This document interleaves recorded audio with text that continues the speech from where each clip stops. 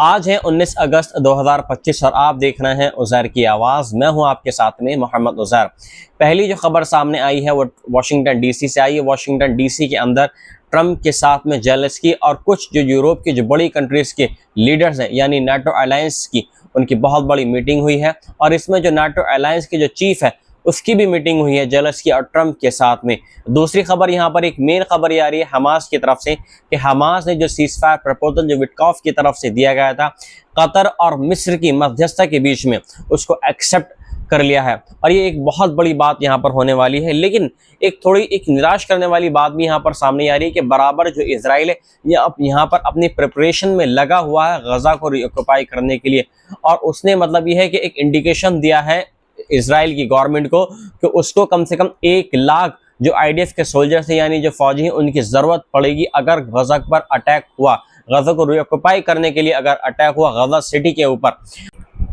पांचवी खबर यहाँ पर ये आ रही है लेबनान की तरफ से कि लेबनान ने एक पीस डील यहाँ पर साइन करी है लेबनान के लिए ताकि लेबनान के अंदर मतलब ये है कि सुख और शांति मतलब कायम हो सके। उसने जो अमेरिका की एक इन्वॉय है उनके साथ में एक बहुत बड़ी मीटिंग करी है लेबनानी गवर्नमेंट ने और मीटिंग का मकसद ये था कि हिजबुल्लाह को कैसे ना कैसे करके डिसआर्म करना और शर्त ये रखी गई है कि आपको हिजबुल्लाह को डिसआर्म करना है। अगर आप डिसआर्म नहीं करेंगे इजराइल की जो एयर स्ट्राइक है दोबारा से जो हिजबुल्लाह के लड़ाके हैं या उनके ठिकाने उन पर दोबारा से वो शुरू हो जाएगी। चलिए खबरों की शुरुआत करते हैं पूरी तफसीर के साथ में। पहली खबर की बात कर लेते हैं। US president Donald Trump met Ukrainian president Vladimir Zelensky and top European leaders in Washington to discuss ending the Russian Ukraine war. मतलब जो नाटो अलायंस है यानी इटली, फ्रांस, जर्मनी और इसके साथ में ब्रिटेन और एक नाटो अलायंस का जो एक मेन यहाँ पर चीफ है उसके साथ में जेलेंस्की के साथ में एक बहुत बड़ी मीटिंग हुई है व्हाइट हाउस के अंदर और उसमें ट्रंप भी मौजूद रहे हैं। उन्होंने मतलब यह है कि जेलेंस्की को या यूक्रेन को भरोसा यहाँ पर दिलाया है कि वो पूरी तरीके से यूक्रेन के साथ में यूक्रेन को प्रोटेक्ट करने के लिए। Trump said the US is ready to give Ukraine strong security guarantees and did not rule out sending American forces as part of a deal। मतलब उनका भी कोई भी इरादा नहीं है जो यूक्रेन के अंदर जो अमेरिकन मतलब ये है कि फौजें काम कर रही हैं रशिया के खिलाफ। अगर ये पीस डील यहाँ पर अगर साइन हो जाती है रशिया के साथ में तो ये बहुत बड़ी बात होने वाली है अमेरिका के लिए और यूक्रेन के लिए, क्योंकि यूक्रेन ने यहाँ पर भरोसा दिलाया है कि वो रशिया के साथ में पीस डील चाहता है और इसी वजह से ट्रंप ने भी बहुत मतलब ये कि भरोसे की बात की है यहाँ पर और ट्रंप ने जेलेंस्की को ये भरोसा दिलाया है कि वो पूरी तरीके से यूक्रेन की सिक्योरिटी मतलब पूरा मतलब ये है कि उसको सिक्योर करने के लिए वो पूरी तरीके से तैयार है। Zelensky thank Trump for his efforts and agreed that a 3-way meeting would be a good signal. मतलब पहले अलास्का के अंदर 15 अगस्त के दिन मैंने आपको बताया था अपनी एक रिपोर्ट में कि ट्रंप की और पुतिन की एक मतलब ये कि मीटिंग हुई है रशिया और यूक्रेन के वॉर के बीच में कि कैसे न कैसे करके पुतिन को समझाया जाए कि जो वॉर है अब इसके बारे में सीज़फायर के बारे में बात करते हैं, क्योंकि दोनों ही कंट्रीज का इसमें जानी और माल का नुकसान हुआ है बहुत ज्यादा तरीके से। लिहाजा अब इसमें सेकंड फेज में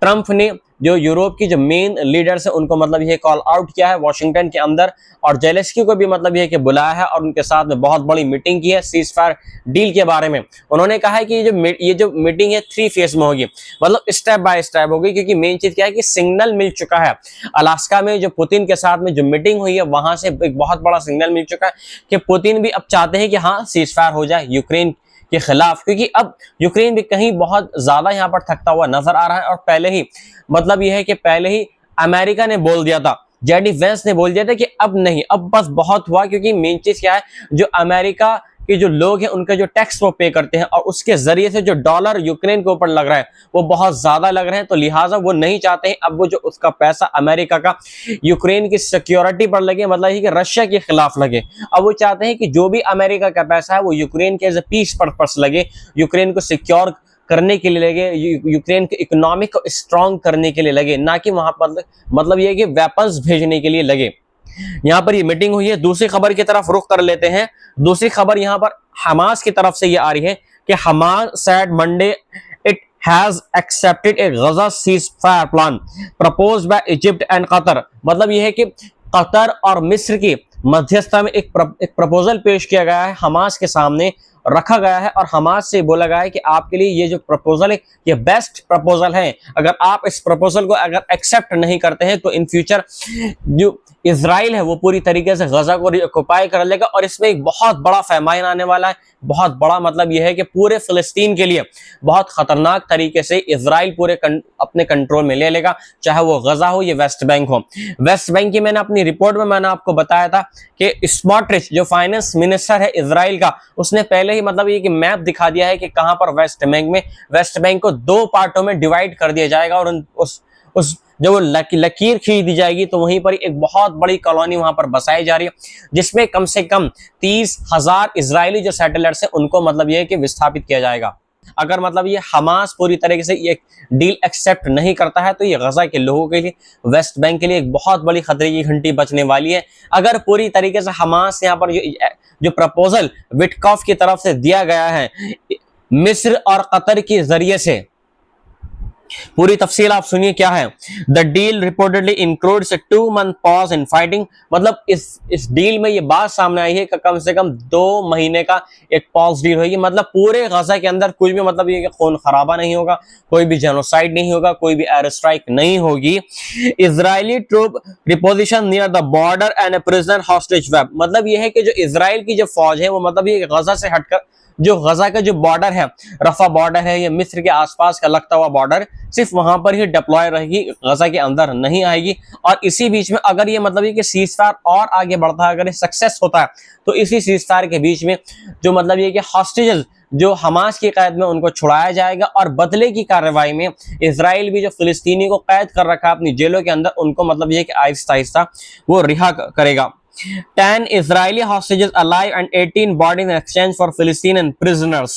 मतलब ये है कि 18 जो बॉडी हैं हॉस्टेजेस के वो हमास के कब्जे में है और 10 लोग इसमें जो बताए जा रहे हैं हॉस्टेजेस वो अलाइव बताए जा रहे हैं, जिंदा बताए जा रहे हैं। Israel says about 50 captives remain in Gaza while over 10,800 Palestinians are in jailed in Israel. मतलब ये कि 10,800 के करीब जो गजा के लोग हैं, जो फिलिस्तीन के लोग हैं, वो इजराइल की जेलों में हैं और इलीगल तरीके से उसमें बच्चे से लेकर बड़े हैं। पूरी मतलब ये है कि चाहे वो छोटा हो या बड़ा हो, सभी मतलब 10,800 की जो तादाद बताई जा रही है इजरायली जेलों में वो फिलिस्तीनियों की यहाँ पर बताई जा रही है। और 50 कैप्टिव्स के बदले, 50 हॉस्टेजेस के बदले उसमें कुछ बॉडीज भी हैं, उसमें कुछ अलाइव भी हैं। तो मतलब ये है कि पूरी डील के बारे में यहाँ पर मैंने आपको बता दी है। वाज़ेह रहे कि कम से कम 7 अक्टूबर 2023 के बाद से अब तक कम से कम अब ये जो आंकड़ा है ये 62,000 के करीब पहुंच चुका है। मतलब ये है कि गजा के अंदर अब 62,000 लोग अपनी जान गवा चुके हैं, शहीद हो चुके हैं इजरायली एयर स्ट्राइक में, भूखमरी में। इसमें जो तादाद दिन ब दिन और ज्यादा इसलिए बढ़ रही है कि पहले जो लोग थे गजा के अंदर पहले एयर स्ट्राइक में ये फायरिंग में बढ़ रहे थे, लेकिन जब से गजा के अंदर स्टारवेशन फैल चुका है, जब से मतलब ये कि एड की बिल्कुल नाकेबंदी हो गई है, राशन बिल्कुल भी नहीं बांटा जा रहा है गजा के अंदर, तब से बहुत ज्यादा तरीके से बहुत बड़े पैमाने पर गजा के अंदर फेमाइन और स्टारवेशन शुरू हो चुका। इसमें बच्चों की तादाद सबसे ज्यादा बताई जा रही है। देखिए सबसे अहम बात यहाँ पर यह है कि जब एक गजा के जो एक आदमी था, जब उसका इंटरव्यू लिया गया, जो बेचारा एक 62 साल का आदमी था, उसने बताया है कि जो बड़े हैं मतलब जिनकी उम्र हो चुकी है वो कैसे ना कैसे करके अपने आप को मतलब ये है कि बर्दाश्त करा सकते हैं भूख से। अगर उनको भूख भी लग रही है तो वो बर्दाश्त कर सकते हैं, लेकिन जो बच्चे हम उनको नहीं रोक सकते, वो बराबर रोते रहेंगे और इसी वजह से बच्चों के अंदर बहुत ज्यादा स्टारवेशन यहाँ पर फैल चुका है। तीसरी यहाँ पर एक अहम खबर यहाँ पर सामने आ रही है कि IDF प्लान्स मैसिव गजा सिटी ऑपरेशन। मतलब यहाँ पर गजा में मतलब ये है कि सीजफायर के बारे में भी बात हो रही है और दूसरी तरफ अगर इस सीजफायर पूरी तरीके से मुकम्मल या सक्सेस नहीं हो पाता है तो यहाँ पर IDF अपना ऑपरेशन यहाँ पर शुरू कर देगा। और इस ऑपरेशन को शुरू करने के लिए गजा के अंदर कम से कम 1 लाख फौजियों की जरूरत पड़ेगी इजराइल को, और इसके बारे में पूरी इंडिकेशन दे दी है, पूरी IDF ने मतलब तफसील बता दी है इजरायली गवर्नमेंट को। इजरायली गवर्नमेंट ने मतलब यह है कि पूरी तफसील यहाँ पर एक्सेप्ट कर ली है और बताया है कि कैसे न कैसे करके जो 1 लाख फौजी हैं, वो चाहे मतलब ये है कि जो जूइश इजराइल के अंदर रह रहे हैं या बाहर रह रहे हैं, मतलब एक कैंपेन चलाया जाएगा जूइश कम्युनिटी के अंदर, जूइश रिलीजन के अंदर, ताकि वो इजराइल को प्रोटेक्ट करने के लिए फौज में भर्ती हो कैसे ना कैसे करके। क्योंकि यहाँ पर आप गजा सिटी को आप यहाँ पर क्या समझ रहे हैं, गजा सिटी एक बहुत ही नोटोरियस जगह है जहां पर सुरंगों का जाल बिछा हुआ है, जो अभी तक इजराइल की आईडीएफ से मतलब ये है कि बहुत ज्यादा तरीके से कैप्चर नहीं हो पाया है। और यहाँ पर इजराइल की फौज भी मतलब हार मान चुकी है, क्योंकि उनको नहीं पता है कि कितने बड़े पैमाने पर ये जो सुरंगों का जाल है, हमास की सुरंगों का जाल, वो गजा सिटी के अंदर मतलब ये कि बिछाया हुआ है हमास ने। एक मेन चीज ये है कि कम से कम 10 लाख के आसपास जो लोग हैं गजा सिटी के अंदर इस टाइम रह रहे हैं, और इजराइल ने उनको 2 महीने का टाइम दिया है कि 2 महीने के कैंपेन में पूरे गजा सिटी को खाली करना है। गजा के लोगों को अगर वो नहीं खाली करेंगे तो इस कैंपेन में वो भी मारे जाएंगे, क्योंकि अब ये कैंपेन बिल्कुल ये है कि मतलब ये है कि एक ऑर्डर आना बाकी है। और ऑर्डर कहां से आएगा, इजराइल काइट्स, जो इजराइल का जो डिफेंस मिनिस्टर है, उसने पूरी तरीके से यहाँ पर मतलब ये बोल दिया है कि सिर्फ एक मतलब ये कि ऑर्डर आने की देर है। अगर इजराइल गजा सिटी के ऊपर अटैक कर देता है तो गजा सिटी के ऊपर कैसे अटैक होगा, गजा सिटी के अंदर खाली ग्राउंड से अटैक नहीं होगा, पूरे ऊपर से आसमान से भी अटैक होगा, और जो हैवी बख्तरबंद गाड़ियां उनके जरिए से भी गजा सिटी के अंदर घुसने की कोशिश की जाएगी और उसको कैप्चर करने की कोशिश की जाएगी। और सबसे अहम यहाँ पर सीरियस बात यहाँ पर यह होने वाली है कि एक ह्यूमैनिटेरियन क्राइसिस की सिचुएशन आ सकती है अगर गजा के अंदर पूरी तरीके से जो एड का काम है अगर वो सही नहीं हुआ और अपने मतलब ये कि सिस्टमैटिकली तरीके से अगर नहीं चला, तो गजा सिटी के अंदर एक ह्यूमैनिटेरियन क्राइसिस यहाँ पर आ सकती है। चौथी खबर यहाँ पर सबसे एक अहम यहाँ पर आ रही है कि इजराइल के जो एक यहाँ पर प्रपोजल पास कर लिया था यूएस के साथ में, कि वो यूएस जो है लेबनान की गवर्नमेंट को समझाएगा कि लेबनान की जो गवर्नमेंट है वो हिजबुल्लाह को पूरी तरीके से डिसआर्म करे, उसको फोर्स करे कि हिजबुल्लाह लेबनान के अंदर अपने हथियार डाल दे और सरेंडर कर दे। लेकिन यहां पर हिजबुल्लाह ने भी बोल दिया है कि जब तक गजा को आजादी नहीं मिल जाती, जब तक फिलिस्तीन को आजादी नहीं मिल जाती, वो बिल्कुल भी अपने हथियार नहीं डालेगा लेबनानी गवर्नमेंट के खिलाफ। और अगर लेबनान की गवर्नमेंट ने अगर कुछ ज्यादा अगर एक्शन लेने की कोशिश की तो एक बहुत बड़ा यहां पर सिविल वॉर शुरू हो जाएगा लेबनानी गवर्नमेंट के खिलाफ। ये कहना है नईम कासिम सुलेमानी का, जो अब मतलब ये कि चीफ ऑफ स्टाफ है, मतलब एक मेन लीडर है हिजबुल्लाह के। देखिए सबसे एक अहम बात मैं आपको ये बता दूं कि ये जो प्रपोजल कब आया लेबनान के अंदर, ये प्रपोजल उस टाइम आया है जब लेबनान के अंदर जो अमेरिका के जो मेन इन्वॉय हैं लेबनान के अंदर वो गए हैं, और वहां के जो प्रेसिडेंट है या मतलब ये है कि प्राइम मिनिस्टर, उनके साथ में लेबनान के प्राइम मिनिस्टर के साथ में उनकी मुलाकात हुई है। और इस मुलाकात में अमेरिका की तरफ से ये प्रपोजल दिया गया है कि आप हिजबुल्लाह को फोर्स करें, आप हिजबुल्लाह से बातचीत करें, कोशिश करें कि वो पूरी तरीके से अपने हथियार डाल दे, तब कहीं जाकर वो समझेंगे कि जिस तरीके से यहाँ पर मतलब ये कि सीज फायर के बारे में बात हुई है लेबनान के अंदर, ऐसे ही मतलब आहिस्ता आहिस्ता गजा सिटी के अंदर भी बातचीत हो सकती है सीज फायर के बारे में। ये थी आज की मुख्तलिफ खबरें इजराइल, गजा, लेबनान की और यूक्रेन और रशिया से मुताल्लिक। मिलता हूं मैं आपसे एक नई रिपोर्ट के साथ में। जय हिंद।